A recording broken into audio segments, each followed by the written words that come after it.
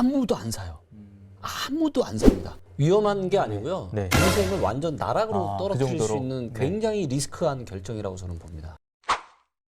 이미 많이 오른 집값, 앞으로 더 오를까 아니면 떨어질까 헷갈리는 주택시장입니다. 빅데이터는 이런 부동산 시장을 어떻게 진단하고 있을까요? 데이터 노우즈 대표이자 빅데이터 부동산 투자 대전망 저자인 김기현 대표님 모시고 오늘 이야기 나눠보겠습니다. 안녕하세요. 네, 안녕하세요. 네, 먼저 자기소개를 좀 부탁드릴게요. 네, 안녕하세요. 저는 이제 그 부동산 알파고 리치고 서비스를 하고 있는 데이터 노우즈의 김기현 대표라고 합니다. 그리고 이제 국내 빅데이터 전문가 1호고요. 그리고 이제 2017년 말에 데이터를 가지고 2018년, 19년 부동산 시장을 전망했던 빅데이터 부동산 투자의 저자이기도 하고 이제 지난 이제 2월에 이제 출간된 빅데이터 부동산 투자 2021 대전망의 또 저자이기도 합니다. 좋습니다. 본격적으로 이 빅데이터가 그렇다면 현재 지금 네. 혼란스러운 부동산 시장의 원인을 네. 좀 어떻게 진단하고 있는지 궁금해요. 세 가지 지표를 만들었습니다. 이제 첫 번째가 전세 대비한 저평가 인덱스예요. 그러니까 전세는 실제 사용 가치잖아요. 그래서 실제 사용 가치만큼 아파트 가격이 올라가는 게 정상이다. 본질적인 가치다라는 이런 개념을 가지고 전세 대비한 저평가 인덱스를 만들었는데 특정 지역의 고평가와 저평가를 알아맞추는데 너무 이제 딱딱 잘 들어맞는 거죠. 그다음에 두 번째가 뭐냐면 사람들의 소득 대비해서 아파트 가격이 얼마나 상승을 하는지 하락을 하는지 또 이게 이제 굉장히 또 중요한 부분이고요.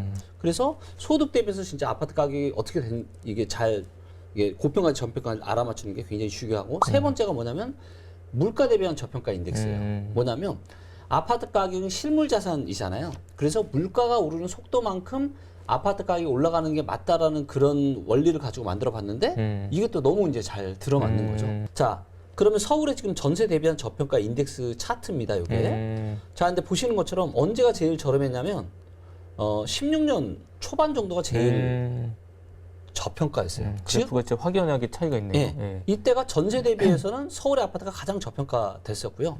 그리고 이제 보시는 것처럼 계속 저평가로 들어와서 지금은 거의 마이너스 24.4%. 지금이 이제 가장 고평가고요. 분명히 말씀드릴 수 있는 건 뭐냐? 실제 사용 가치는 전세 대비해서 역사적으로 아주 고평가돼 있고 전국적으로 비교해봐도 가장 지금 서울이 고평가다. 이런 말씀을 좀 드릴 수 있겠고요. 자, 이번에는 서울의 소득 대비한 저평가 인덱스를 좀 설명을 좀 드리도록 하겠습니다. 네네네. 자, 이제 보시면 요게 이제 빨간색이면 고평가인 거고요. 초록색이고 밑에 있을수록 저평가예요. 자, 이제 보시면 확연하게 이제 색상으로 다르게 보이죠. 네. 2008년과 9년은 소득 대비해서 서울의 아파트 가격이 상당히 비쌌기 때문에 이렇게 빨갛게 경고등이 들어왔던 거고요. 언제가 바닥이었냐면 보시는 것처럼 14, 15년. 그래서 저때 집 사신 분들은 대박이었죠. 네, 그렇죠. 대박이네요. 네. 그리고 이때가 가장 저렴했을 때였었고요. 그런데 지금은 어떻죠? 지금은 역사상 가장 비싸죠. 예, 이때가 이제 30이 좀 넘었는데 지금은 31.7입니다. 그때보다도 더 지금이 그럼 가장 더 고평가인 고평가네요. 거죠. 네. 예, 그래서 서울의 아파트 가격은 지금 사람들의 소득 대비해서 굉장히 지금 역사적으로 가장 비싼 구간에 있다. 예, 이거는 그냥 팩트예요, 팩트. 물론 앞으로 더 고평가 될 수도 있겠죠. 하지만 분명한 거는 뭐냐? 만약에 지금 서울에 집을 사신다라면 지난 13년 중에 소득 대비해서 가장 지금 비쌀 때 사시는 거다라는 거죠.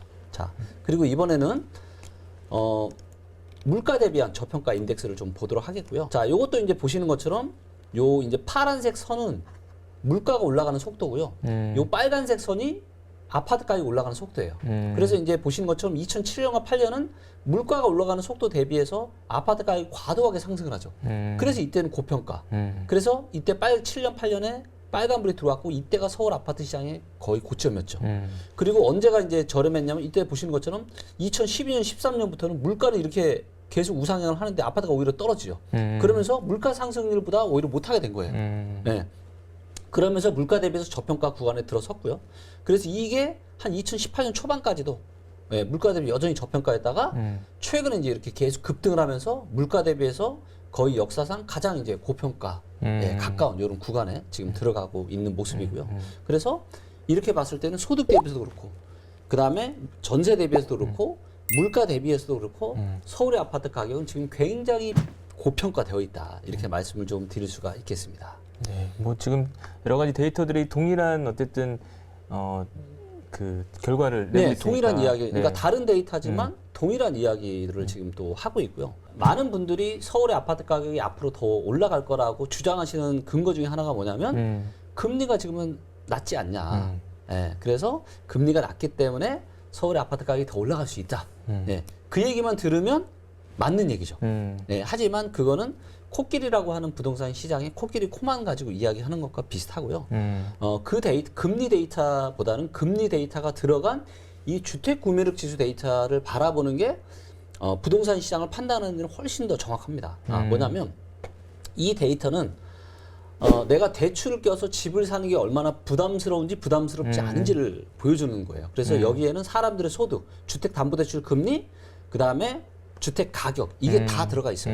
예. 그래서 얘가 이제 빨간색이면 지금 대출 끌어다가 집을 사는 게 굉장히 부담스럽다라는 의미고요. 요게 이렇게 녹색불이 들으면 예, 대출 끌어다가 집을 사는 게 굉장히 좋다, 부담스럽지 않다, 싸다라는 거예요. 근데 보시는 것처럼 금리가 지금보다는 2014, 15년 훨씬 더 높았잖아요. 근데 이때가 훨씬 더 좋죠. 왜? 서울의 아파트 가격이 그만큼 쌌다라는 거예요. 금리는 높았지만. 그래서 이 데이터도 이야기하는 게 14, 15년이 가장 저렴했다. 네. 그리고 지금은 사상 초유의 저금리에도 불구하고 굉장히 지금 빨간불이 지금 이렇게 들어온 상황이잖아요. 네. 그리고 이제는 더 이상 금리가 더 내려갈 일은 없고 앞으로는 금리가이제는 올라갈 일밖에 없잖아요. 네. 그렇다면 이 주택 구매력 지수로 봐도 서울의 아파트 가격은 거의 지금 임계점 부근에 왔다라는 것이 집값이 또 상승할 거라는 네. 그런 예측하시는 분도 많아요. 네. 이제 대표적으로 이제 그 이유가 네. 아까 말씀하셨듯이 저금리가 유지되는 것과 또 이제 유동성이 풍부하다는 거, 네. 그다음에 입주 물량이 이제 부족하다는 거, 네, 그리고 전월세 가격이 급등하고 있다는 거, 요 네 가지가 대표적인 이제 그런 상승의 이유인데 이에 대해서는 좀 어떻게 보고 계시나요? 네. 충분히 저도 공감을 합니다. 그래서 그런 이유들 때문에 상승이 뭐 올해 말까지나 정말로 심하게는 내년 말까지도 이어질 수 있다라고 봐요. 하지만 중요한 건 뭐냐면요. 부동산 시장이 올라갈 때는 이렇게 급하게 올라가잖아요. 근데 한번 분위기가 바뀌면은 어떻게 되죠? 이제는 내놔도 아예 팔리지 않아요. 예, 아마도 하락장을 경험해 보신 분들은 아실 거예요. 얼마나 무서운지. 자, 그런데 방금 말씀해 주신 이런 이유들 때문에 뭐 1년, 최대는 뭐 한 2년까지도 올라갈 수 있다고 볼게요. 근데 내 집이라는 거는 내가 1, 2년 상승을 바라보고 사는 건가요? 아니죠. 최소한 5년, 10년, 평생을 바라보고 내가 사는 거예요. 분명한 건 지금 데이터로 봤을 때는요. 가장 비싸게 사시는 거예요. 좀 심하게 말씀드리면 가장 비싸게 사는 호구가 되는 거죠. 지금 산다라는 거는. 자, 그런데 방금 이유를 뭐 말씀드린 뭐 입주 물량이 작고 그다음에 초저금리고 유동성이 풀려 있고 뭐 이런 이유들 때문에 더 갈 수도 있지만 근데 만약에 5년 10년을 바라놓고 보면 1년 오르다가 그다음에 만약에 떨어진다라면 어떤 일이 과연 발생을 할까요? 그리고 떨어진다면 어디까지 떨어질 수 있을까요? 그쵸, 네. 많은 분들이 지금 이런 생각을 해요. 지금까지 올랐던 것처럼 오르고 떨어져 봐야 뭐 10% 20% 그쵸, 네. 떨어질 그 거 생각 제일 아니냐. 많이 네, 합니다. 다들 그렇게 생각하는데요. 네. 데이터는 그렇게 이야기하지 않고 있습니다. 대세 하락장이 한 번 오게 되면요. 작게는 정말 신축 같은 경우는 정말 작게는 20%에서 25%에서 많게는 50%까지 떨어져요. 통상 평균 30에서 40% 하락합니다. 자, 그런데 지금은 데이터로 확인이 되는 게 뭐냐? 그 어떤 때보다 가장 심각한 거품이 껴있다는 거예요. 그리고 국민들의 소득은 아예 멈췄고요. 펀더멘탈이 지금 약해지고 있어요. 자산시장의 호황 때문에 지금 사람들이 지금 이러는 거지. 자산시장의 거품이 만약에 꺼지잖아요. 그리고 거품이 점점 이제는 앞으로 좋아질 것보다 안 좋아질 가능성이 굉장히 많잖아요. 실질 금리는 지금 올라가고 있고요. 미국채 10년 만기가 지금 계속 상승을 하고 있잖아요. 그죠? 그리고 인플레이션이 몰려오고 있고. 그리고 사상 초유의 지금 유동성을 정부가 인위적으로 푼 거잖아요. 근데 이거에 역풍이 또 올 겁니다. 두 가지가 있어요. 첫째는 사상 최대 가계부채. 개인들의 가계부채 비율이요. 전 세계에서 가장 최고예요, 한국이. 그만큼 지금 빚으로. 네. 그리고 두 번째는 뭐냐. 정부가 돈을 지금 풀었잖아요. 당장은 좋죠. 당장은 달지만 나중에 이거는 다 뭘로 들어온다? 우리들의 세금 폭탄으로 들어온다. 왜?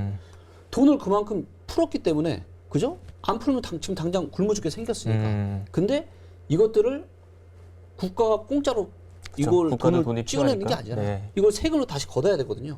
그렇기 때문에 지금 공시지가도 이렇게 많이 올라가는 거고 앞으로 우리는요 세금 폭탄에 이런 세상을 살 수밖에 없는 이런 구조 속에 딱 있습니다. 그렇다면 우리의 소득은 갈수록 더 힘들어질 거고요. 그렇기 때문에 당장 1, 2년이 아니라 짧게는 4년, 5년, 길게는 10년을 봤을 때는요. 지금 정말 사시는 거는 정말 너무너무 위험하다고 저는 판단을 합니다.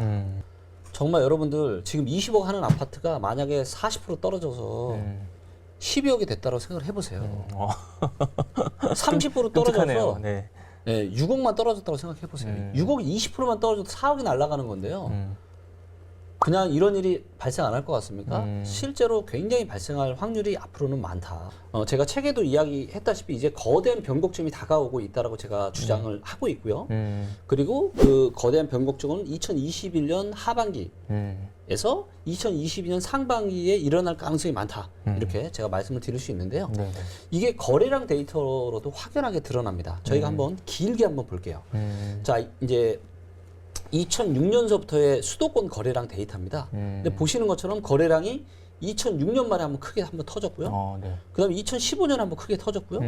그다음에 2020년에 한번 크게 터졌습니다. 근데 이 거래량이 3번 크게 터졌는데 거래량이 터졌다는 얘기는 뭐냐면 그만큼 손바뀜이 많이 일어났다는 거예요. 누군가는 그만큼 많이 사고 누군가는 그만큼 많이 그쵸. 팔았던 거죠. 네네. 자, 그렇다면 누가 사고 누가 팔았는지를 알면 고수는 팔고 만약에 하수가 샀다. 그쵸. 그럼 어떻게 될까요? 그거는 위험한 신호인 거죠. 근데 하수는 팔고 고수는 샀다. 그거는 굉장히 긍정적인 신호인 거죠. 자, 2006년 말에 지금처럼 뭐 패닉 바잉 정말 이때도 수도권 아파트 열풍이 장난이 아니었거든요. 자, 이때 사신 분들은 하수일까요, 고수일까요? 하수가 이 거래량을 산 겁니다. 자, 이때 파신 분들은 뭐예요? 고수겠죠. 그렇죠. 왜? 팔았다는 건 이미 몇 년 전에 사서 수익을 이미 봤다는 시세 거죠. 차익을 많이 봤다는 그렇죠. 얘기니까. 네. 네. 자, 이득을 보고 고수는 팔고 하수는 샀습니다. 그리고 이로부터 한 1년 반 뒤에 시장에 변곡점이 왔고요. 아파트가 계속 올라가니까 어떻게 됐어요? 네, 영끌이 또 나타난 겁니다. 언제처럼? 최근의 거래량은 2006년 말의 거래량과 거의 유사한 거예요. 그러네요. 네. 자, 이때 아파트 누가 샀을까요? 고수가 샀을까요? 하수가 샀을까요? 이때는 뭐 하수들이 샀겠죠. 그렇죠. 네. 네, 하수들이 샀습니다. 고수는 당연히 팔았을 거고요. 네, 제가 비율을 좀 극단적으로 해서 좀 그런 부분들이 좀 있긴 하지만 그만큼 지금 사실은 심각한 상황이 있다라는 거예요. 자, 그렇다면 이때서부터 1년 반 정도 후에 시장이 변곡점이 왔는데요. 자, 그러면 우리는 1년에서 1년 반 안에 준비를 해야 됩니다. 그럼 2020년 중순에 거래량이 터졌으니까 1년이면 올해 중순이고 1년 반이면 올해 말이에요.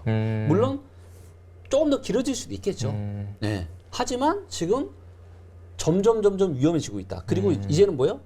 살만한 사람은 다 샀어요. 수도권 아파트 살만한 사람도 다 샀습니다. 네, 이때도 보세요. 거래량 굉장히 줄어들죠. 네, 지금도 거래량 굉장히 급격하게 줄어들고 있잖아요. 거기다가 이때와는 다른 게 뭔지 아세요? 지금 세금 폭탄이 어마무시하다라는 거예요. 어마무시하면 지금 한 채만 갖고 있어도 세금이 그렇죠. 몇 천만 원이잖아요. 강남 같은 많이 늘어났죠. 경우에는. 네. 네, 이거를 세입자한테 전가한다? 아니, 세입자는 그 돈을 또 어디 나서 할 거예요. 네, 이거 인상도 버티는 게 한계가 있죠. 다 외곽으로 다 빠질 겁니다.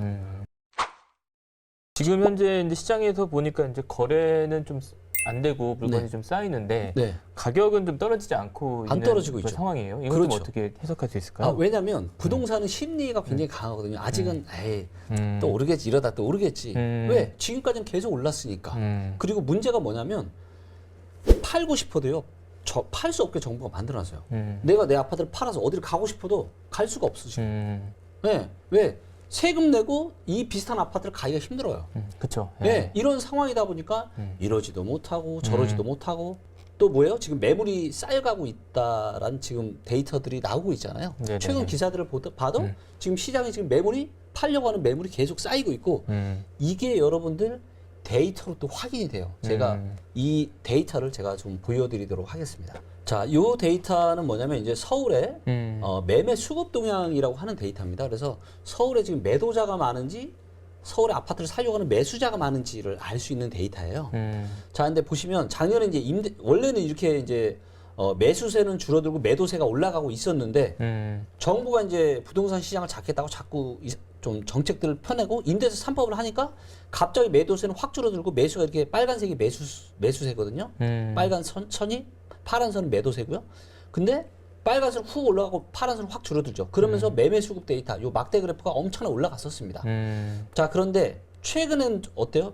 이 빨간 선 매수세가 계속 줄어들고 있죠. 그다음에 파란 선 매도세는 계속 올라가고 있죠. 그래서 지금 어떤 상황이냐?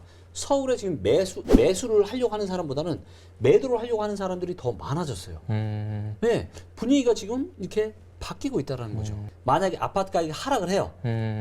근데 보유세를 그만큼 내야 된다? 그렇죠. 예. 20억 아파트가 만약에 떨어지면은 1년 사이에도 그냥 뭐 3, 4억 훅훅 떨어집니다. 근데 종부세, 재산세는 그렇게 과연 정부가 급격하게 떨어뜨릴까요? 자, 아파트 가격 떨어뜨리는데 보유세마저 이렇게 내야 된다고 하면요, 진짜 정말 미치고 팔딱 뛸 겁니다. 정말 큰일 날 거예요. 네. 이런 부분들이 저는 앞으로 2, 3년 정도 후에 저는 펼쳐지기 시작할 일들이라고 저는 보고 있거든요. 네. 그렇다면 다주택자들이 이제 말씀하신 대로 보유세 부담이 너무 높아지니까 네. 이제 집을 내놓으려고 할 수 있잖아요. 네. 근데 이제 뭐 이제 내놓을 사람은 다 내놨다. 네. 더 내놓을 사람 있겠냐. 네. 이런 이제 얘기를 많이 하고 있어요. 맞습니다. 이런 부분 좀 어떻게 그렇죠. 평가할 수 내놓을 있을까요? 사람은 다 내놨죠. 그렇기 때문에 이제 작년에 거래량, 그런 거대한 거래량이 터진 거였고요. 자, 근데 문제는 뭐냐면 주식도 마찬가지고 부동산도 마찬가지예요. 사람의 심리가 그동안 계속 이제 출렁출렁하면서 오르기만 했잖아요. 오르기만 하다가 이제 대세가 꺾이는 이 초입에 팔아요, 안 팔아요? 아무도 안 팝니다. 주식도 안 팔아요. 왜? 그동안 계속 올랐으니까. 그쵸, 예. 부동산도 마찬가지입니다. 그동안 계속 수년간을 오르는 시장만 봤기 때문에 내리는 초입에는 물건을 안 내놔요. 자, 그런데 진짜 심각해져. 하다가 만약 진짜 가격이 막 급락을 하고 막 20% 30% 막 떨어지잖아요. 그러면 심리가 어떻게 돼요? 빨리 이제는 팔아야겠지. 무서워지고 예. 이제는 시장에 매물을 내놓으려고 해요. 근데 팔려요, 안 팔려요? 아무도 안 사요. 아무도 안 삽니다.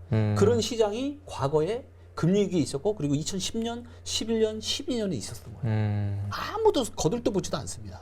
근데 재산세는 또 내야 돼요. 지금은 제가 이제 작년에는 어깨 정도 수준이라고 제가 말씀드렸고, 지금은 눈썹 위에요. 눈썹 위. 다 왔네요. 다 왔어요. 눈썹 위인데. 네. 근데 만약에 이제 한번 내려가기 시작하잖아요. 그때부터 팔고 싶어도 팔지도 못합니다. 그렇기 때문에 지금 저는 만약 혹시라도 매도 계획을 가지고 계시다라면 지금 그나마 아직은 분위기가 심각하지 않은 지금 내놔야지. 나중에 분위기 이제 심각하게 바뀌면요, 이제 팔려고 해도 절대 팔리지가 않아요. 그게 문제입니다. 저 같은 경우는 제가 정말 친한 주변 지인들한테 1, 2월 달에 얘기했거든요. 빨리 파시라고. 네, 팔 계획이 있으면. 네, 파셨나요? 지인들이? 못 팔았어요. 네. 물건 내놨는데 안 팔렸습니다. 물건 내놨는데. 네. 왜냐하면 사람 심리가 이런 거예요. 예를 들어서 최고가를 20억에 찍었어요. 그럼 분위기가 좋으니까 내가 21억에 내놓는단 말이에요. 그렇죠. 안 팔리죠. 근데 내가 분위기가 좀 꺾였어. 이걸 19억에 팔 수 있을 것 같아요? 최고가를 20억에 찍었는데 19억에 팔 수 있겠냐고요. 그렇죠. 예. 이게 사람 심리예요. 상승할 때도 마찬가지입니다. 2014년에 서울 아파트가 5억이었어요. 근데 내가 살려고 했어. 근데 이런저런 이유들 때문에 내가 못 샀어요. 근데 2015년에 5억짜리가 6억이 됐네? 사요 못 사요? 못 사는 거예요. 왜? 나는 5억이 살려고 했는데 그렇죠. 6억이 됐잖아요. 네네. 근데 2017년에 이게 8억이 됐어. 사요 못 사요? 못 사요. 못 사죠. 예. 못 사. 왜? 나는 그게 내가 살려고 했는데. 근데 언제 사냐? 이게 막 10억에 그러면 그때 이제 미친 듯이 페이바인 하는 거. 내려갈 때도 똑같아. 왜 사람들이 못 파냐? 조금만 살 때도 그렇고 살짝 손해 보는 듯이 사고 팔 때도 살짝 손해 보는 듯이 팔면 좋은데 꼭 꼭지에서 팔고 싶어하는 그 심리 때문에. 근데 앞으로 이게 언제가 될지 모르지만 저는 올해 여름, 올해 중순서부터 내년 상반기 사이에 뭔가 변곡점이 저는 올 거다 이렇게 지금 보고 있거든요. 네, 좋습니다. 또 이제 뭐 한 가지 중에서 이제 많이 얘기하시는 게 이제 입주 물량에 네. 대한 논란이 좀 있는데 네. 입주 물량이 아무래도 줄다 보니까 네. 당연히 수요와 공급 법칙에 따라서 그렇죠. 이제 부동산 가격이 올라갈 수밖에 맞습니다. 없지 않냐 이런 그렇죠. 얘기를 이제 해요. 뭐 일견 이제 또 맞는 네. 얘기일 수도 있고 네. 여기에 대해서는 좀 어떻게 보시나요? 네. 입주 물량에 대한 것도 제가 명확하게 데이터로 말씀을 좀 이것도 드리도록 데이터가 이제 하겠습니다. 정리가 돼 있군요. 데이터가 네. 다 있습니다. 대사 하락기가 언제였냐면 2010년 11년, 12년, 14년이었잖아요. 이때였거든요. 2010년부터 13년? 근데 이때 입주물량이 많았어요, 적었어요? 때는 적었죠. 역사적으로 봤을 때 네, 적은 수준이잖아요. 네네. 그런데 왜 떨어졌을까요? 아파트 가격이? 입주물량이 이렇게 작았는데? 그죠? 물론 지금은 더 작아요. 앞으로 한 2년 정도는 더 작지만 이때도 서울의 아파트 대세 하락기도 입주물량이 작았다고요. 많지 않았어요. 언제가 많았냐? 2001년, 2년, 3년, 4년, 5년 이때 물량 많았잖아요. 근데 이때 올랐어요, 안 올랐어요? 올랐죠. 올랐죠. 예. 입주물량 많았는데 올라고 입주물량 작은데 떨어졌어요. 입주물량이 역사적으로 가장 작았던 이 시기에 수도권 아파트는 대세 하락장을 겪었습니다. 자, 그런데 앞으로 입주물량이 이때보다 과거의 대세 하락장보다 더 많아요. 더 많습니다. 그렇다는 얘기는 뭐예요? 입주물량 하나만 가지고 지금 아파트까지 계속 올라갈 거다라고 이야기하는 건 잘못된 전망이 될 가능성이 상당히 높다라는 거예요. 입주물량이 이렇게 작았던 시기에도 왜? 고평가되었으니까. 더 이상 사줄 사람이 더 이상 없으니까 입주물량이 작아도 떨어지는 거예요. 네. 근데 앞으로도 그럴 가능성이 저는 매우 많다라고 보여지고 있습니다. 그래서 서울만 보시면 안 되고 수도권 전체적으로 지금 입주물량이 적대로 작지 않다. 네, 그렇다면 뭐 3040이 이제 영끌에서 많이 집을 이제 샀는데, 근데 지금 이제 얘기 들어보면 곧 이제 변곡점이 올 테니까 이제 지금 영끌하는 거는 위험한 거잖아요. 위험한 게 아니고요. 네. 인생을 완전 나락으로 그 떨어뜨릴 수 정도로? 있는 네. 굉장히 리스크한 결정이라고 저는 봅니다. 그렇다면 이제 집을 이제 무주택자들은 이제 사야겠다는 생각은 뭐 갖고 있을 텐데 지금은 이제 못 사니까. 근데 이 데이터를 좀 추이를 좀 봤을 때 언제쯤 되면 이제 서울에서 집을 좀 살 수 있는 그런 시기가 올까 궁금할 것 같아요. 아, 네. 정말로 빠르면 한 26년 정도 보고 있고요. 네. 왜냐하면 이제 21년과 22년은 뭔가 이렇게 변곡점이 일어나는 그런 시장이 될 거고 바로 이렇게 떨어질 수도 있지만 한번 떨어졌다가 다시 한번 올랐다 떨어질 수도 있거든요. 예. 근데 확실한 건 23년 정도서부터는 본격적인 대세 하락장이 시작이 될 걸로 보고 있고요. 대세 하락장이 시작이 되면 최소한 3년, 4년은 갑니다. 그렇다면 뭐 22년, 23년 정도로 3년, 4년 놓고 보면 25년, 26년, 27년 정도 되는 거거든요. 예, 그래서 그 정도가 다음에 바닥이 될 가능성이 많았는데 문제는 뭐냐면 지금 정부가 뒤늦게 공급 정책을 펼쳐내고 있잖아요. 그렇죠. 예. 그래서 뭐 3기 신도시 뭐 엄청난 지금 공급을 하겠다. 근데 이것들이 입주 물량이 들어오는 시기가 언제냐면 아마도 빠르면 26년, 27년, 늦으면 이게 또 28년, 29년 정도 될 수 있거든요. 네네. 근데 하락장의 끝부분에 입주 폭탄이 떨어지면 하락장이 더 길어질 가능성이 많아요. 네. 그렇기 때문에 자칫 잘못했다가는 다음 저점은 28년, 29년 정도가 될 수도 있고요. 근데 정확한 거는 데이터는 계속 바뀌잖아요. 네네네. 그래서 이 바뀌는 데이터를 보면서 계속 이제 점검을 좀 해야 되겠죠. 그래서 사실 이제 일반 개인분들은 사실 데이터가 좀 어렵잖아요. 그렇죠. 네. 뭐 미분양도 봐야 되고 입주만 봐야 되고 저평가 복잡해요. 그래서 제가 이거를 가능한 한 쉽게 어떻게 하면은 왜냐면 이제 많은 분들에게 이제 좀 도움이 되는 그런 빅데이터로 도움을 좀 드리고 싶기 때문에 그래서 만든 게 뭐냐면 종합 투자 점수라는 겁니다. 이게 제가 제 책에도 제가 밝혀놨고 이 종합 투자 점수가 정말로 정확해요. 이제 리치고 앱에 이 앱스토어나 이런 데 핸드폰에 네네네. 다운 받으셔가지고 리치고 앱에 가면 개별 아파트 투자 점수가 다 있어요. 네. 모든 아파트 다 모두 있나요? 대한민국 모든 아파트가 100세대 이상짜리. 네네. 네, 그래서 투자 점수가 좋을 때 사시면 돼요. 안 좋으면 안 사시면 되고. 네, 그래서 이런 부분들 좀 보시고 하셨으면 좋겠고 수도권은 아직 한참 기다려야 됩니다.